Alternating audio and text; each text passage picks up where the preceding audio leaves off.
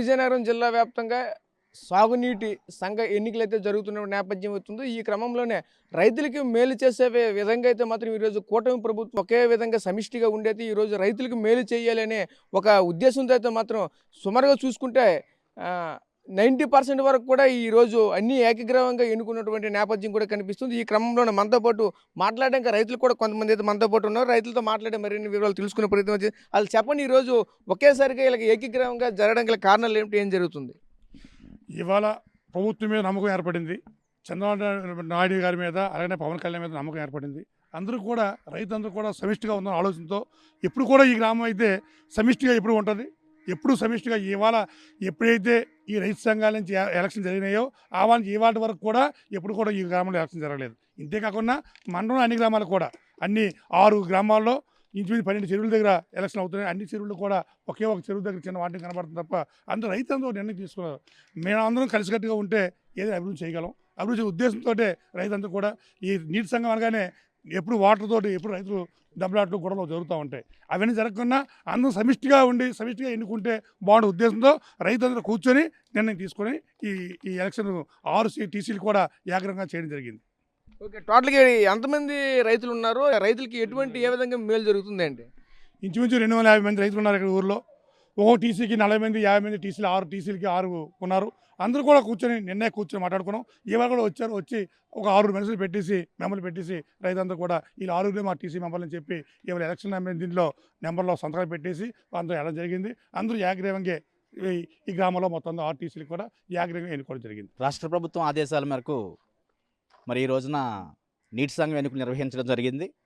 అందులో భాగంగా గత 2-3 రోజుల క్రితము గ్రామంలో సాటింపు వేసి రైతులందరినీ ఒక దగ్గర ఏర్పాటు చేసి మరి ఈ యొక్క ఎలక్షన్ని ఇనామినేషన్ చేద్దామన్న ఆలోచనతో రైతులందరూ కూడా కలిసి మరి 6 టీసీలు ఎన్నుకోవడం జరిగింది. అందులో ఉపాధ్యక్షులను కూడా ఎన్నుకోవడం జరుగుతుంది. అదేవిధంగా ఈ విధంగా చేసుకొని వెళ్తే గ్రామంలో నీటి సంఘం ఎన్నికలు స్టార్ట్ అయినప్పటి నుండి ఈ రోజు వరకు కూడా మా గ్రామంలో ఈ నీటి సంఘం ఎన్నికలు ఇనామినేషన్గానే జరుగుతూ ఉన్నాయి.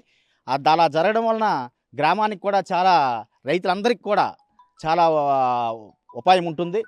ఎక్కడ ఎటువంటి నీటి మీద ఇది లేకుండా ప్రాబ్లం లేకుండా అందరూ కలిసికట్టుగా చేయడం జరుగుతూ ఉంది.